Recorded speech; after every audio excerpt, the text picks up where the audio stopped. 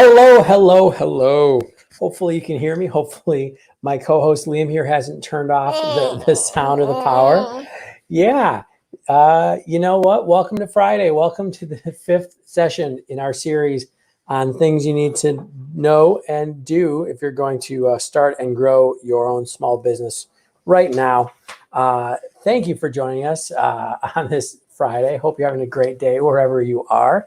And as usual, if you could just hit me up with wherever you're coming from today, what city, state, country, neighborhood, wherever you're at. You've got your fan club here, Liam. Somebody wants to say hello. Thanks, Heather. This, as usual on Fridays, we kind of have a bit of a wrap. Yeah, we have a bit of a wrap up because we never know what's going to happen with Mr. Liam here. It's apparently he's just going to crawl all over me. But for those of you who are parents and going through this work from home thing, I'm sure this is nothing new that you haven't dealt with before.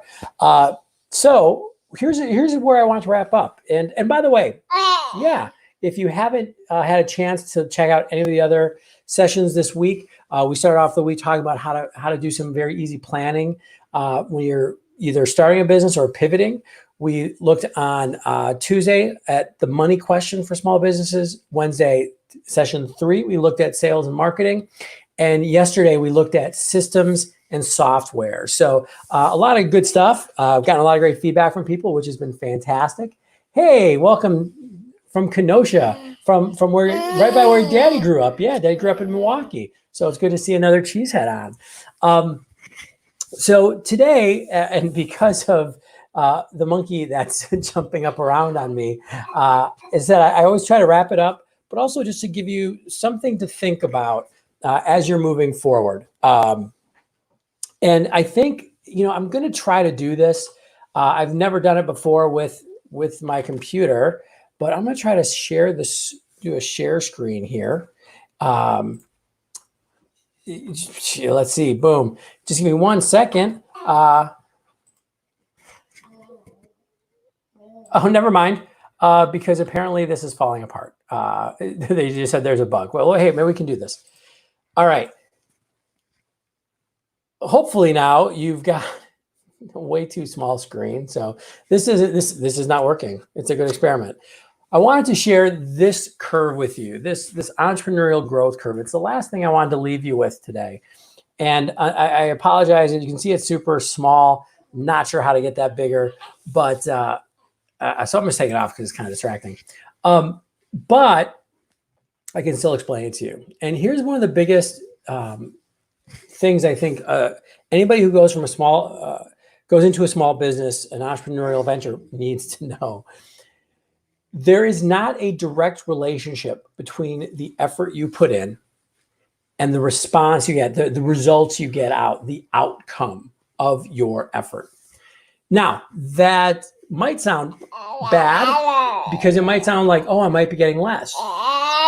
And in the beginning, yes, in the beginning, you probably will be. But the trick is, as you continue to put more energy and effort in, the returns start to outpace the effort you put into it. So there's this idea of indirect return. And it's something that humans are really, really bad at. We like direct return. We like seeing, I'm going to put X amount of effort in, I'm going to get X amount of return back, right? I work harder, I get more back. And that's actually how a lot of jobs work. I remember one of the biggest challenges I struggled with moving from a sales role to an entrepreneurial sales manager role was when I was a salesperson. Hey, if I made more phone calls, if I had more appointments, I'd probably sell more, right? But as a business owner and a sales manager, my job was to encourage activity now and work hard now. And there was a delayed effect to the return, right? And so that is very contrary to just kind of how we, thanks. Thank you. You're making me feel not as bad about our cheesy graph there. But what I found happens a lot is whenever we start something, or by the way, we pivot when we're in a, we maybe maybe you're a solopreneur, freelancer already, and you're pivoting to a new product or a new offering because of the pandemic. For example, I'm obviously not doing a lot of in-person speaking these days, but we're doing a lot more webinars. We're doing a lot more virtual work. Yeah, I know. Just give me five minutes. All right, 5 minutes here. Here. No, play with this. No, here, even better. Sorry. What is on the desk that he can play with that he can't eat, or break? Well, I guess that didn't work at all. So sorry. But what happens is we try something new, and we put a bunch of effort into it, and we don't get a great response right away. So we're like, oh, this isn't going to work. It's not. I don't want to keep doing it, and so we stop. But what ends up happening is we lose out on all of the momentum we've built. And if you want to go and see that graph, actually, I think this is just insane. So I hope, even if I can't give you a lot of really good entrepreneurial ideas, hopefully you're getting some amusement out of this for your Friday. This is the article that I wrote that referenced this. Yeah. Okay. Long story short, don't short circuit the effort you're putting in, because again, a lot of times the outsized return that we get is going to come down the line. And very, very often I see small business owners pull back too soon. They stop moving forward with an initiative because like, oh, this isn't working. I'm not getting a good response. Nobody's buying from me. That's not, I'm just going to stop. Not all the time. In fact, I think the hardest decision, which is a conversation that I can't have a jumping little guy on me for, is the hardest decision is when to stop a new initiative, whether it's a new product and service, a new business. Most people, however, don't even get long enough. I mean, there's definitely a point where you need to be able to look in the mirror and go, yeah, I've done the analysis. This isn't going to have a good payoff ever. I'm just going to be throwing good money and good time and energy after bad. That's I'm not saying that's not the case. That's absolutely true. But for many people, especially if you've never done this kind of entrepreneurship before, you have to be willing to give yourself some time. There is truly the idea of momentum and the idea of investing into the business. The metaphor I often use is if you ever watch the old World's Strongest Man competitions on TV. This is going back a little while, but they used to be on ESPN like at midnight, and these really, really strong guys, and they'd have crazy competitions like pull a fire truck or push a dump truck or just hold a big axe just in the air. And the one thing that always struck me about, they'd have these times where I think once I even saw pull an airplane, like a big airplane, like pull it. And they put a bunch of energy, and you could see them straining, and the plane wouldn't move, or the truck or the dump truck, whatever it was, wouldn't move, but they continued to put that energy and that effort into it. And it would start moving slower, slower, but then faster. And by the end, they were almost like walking with this big truck because they transferred all of this energy and this momentum into the process. And that really is what I kind of want to leave you with today, because doing your own thing isn't easy, right? There's a lot to be said for working as an employee, as with a large organization. There's a lot of great things for it that can be said for it. But obviously, I've been doing this for 15 years. I think there's also a lot to be said for running your own show. Oh, Trina, you saw the graph. Okay, awesome. So I think this is actually like good training for a speaker. Like, see if you can stay focused while being whacked on the head by a toddler. But that graph, and knowing that you saw it, is good, because what the graph actually demonstrates is that there is this period of negative return, and that's really where most people they get bummed out, and they stop and they go, well, wait, why am I continuing to put energy and effort into this? It's not coming back. But if you can hit that pivot point,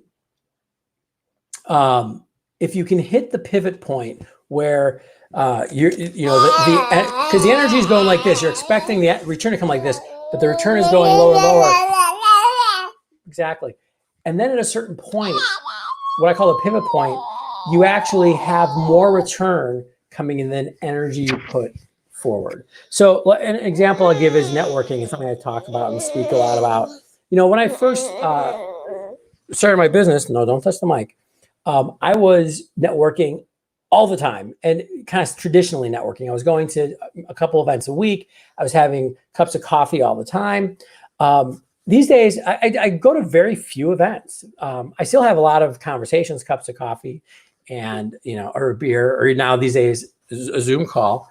But I don't have to go to tons of events. Why? Because I put that energy in forward. I was able to build a lot of relationships. And now, what's great is I have people just literally call me and say, "Hey, D, I think I got a great opportunity for you. Can I introduce you?" Absolutely. Right. And so I get that payoff from it. You really like the microphone. So that's kind of what I wanted to share with everybody today. And I apologize that we have a little bit of chaos while we're doing it. But the more you can be okay with getting through that initial period of energy and effort, the more you can be okay with not seeing a direct return, with going, "Hey, I just made all of these sales calls. I just put all this effort into my website. I just put all this effort into designing a service offering because I had to pivot because of the coronavirus pandemic." As long as you're okay with not thinking it's going to have a payback today or tomorrow, you're going to be okay. Like a farmer. A farmer doesn't go to their field the day after planting and go, "Where's all my my crops that I can harvest?" They know that they have to keep investing. And it's not a sexy thing to say. We get bummed out because there's not a for sure pure point where we know we're going to make a bunch of money. And to be blunt, a lot of people in my line of work try to make money off of entrepreneurs by saying they can promise that certainty and that they have a system that makes everything okay. And that's just not how it works. But I do promise that if you continue to put your energy and effort into it, good things will come. Good things will come. And if you are, by the way, at a point where you're not sure if it makes sense to continue to put energy and effort into it, that's where get an outside set of eyes. Feel free to reach out to me. I'm happy to give you some insights. As a coach, I've been doing that for 15 years for small businesses. Or just find somebody that you trust, somebody that's a friend, or even better, just a really good acquaintance, because sometimes friends will say what you want to hear as opposed to what you need to hear. So that is what I wanted to share with you today, because I think we're going to need a lot of entrepreneurial small business effort in the next 6 months to a year to really get through this thing. And that's not easy. It's not an easy thing to do, but it can be very, very rewarding. And I found most of the good things in life aren't easy, right? Right? Just like this guy, but he's pretty awesome. So thank you to everyone who's come along on our journey this week for small businesses. I am going to be coming back to you throughout the month of May. And so next week, I'm pretty excited. This was actually inspired. I think, Heather, if you're still on, you inspired this. We're going back to basics. So I've been training people on LinkedIn and online networking and personal branding for about 13 years, 12 years, quite a while. And I do a lot of really advanced strategic work with organizations and individuals.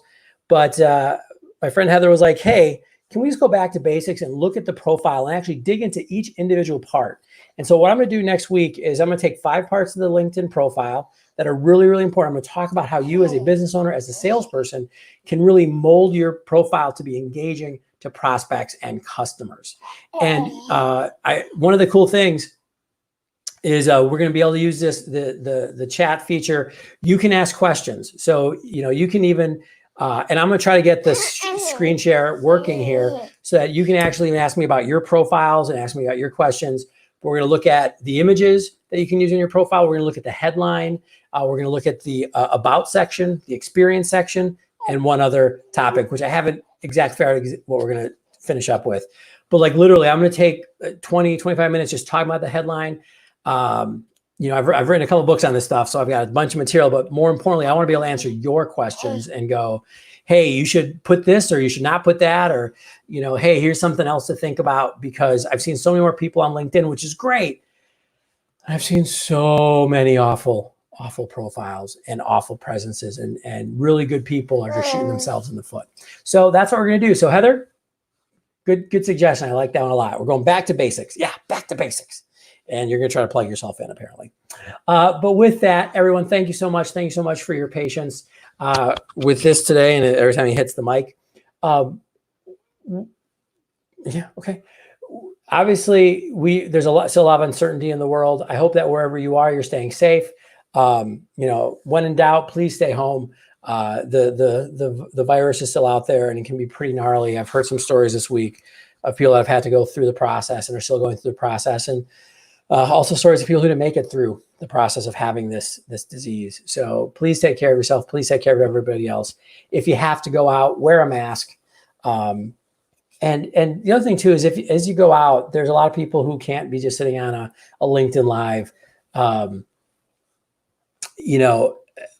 There's people have to the delivery drivers, the cashiers, the people stocking the grocery stores, the people in food production, the mailman, the mailwoman, obviously all of our frontline workers, they're doing so much to keep things moving along. There's a lot of struggle out there, but there's a lot of bright spots, and those people are definitely one of them. So if you run into them, just pause and say thank you. They look at you kind of weird. I did this to the Amazon driver yesterday, and just said, hey, thanks for keeping things moving along. And he paused. He was like, oh yeah, no problem. But expressing that gratitude's always important. And until we talk again, the final three things, right? Be patient, be kind, take care of one another. Thank you so much. Have a great day. Bye.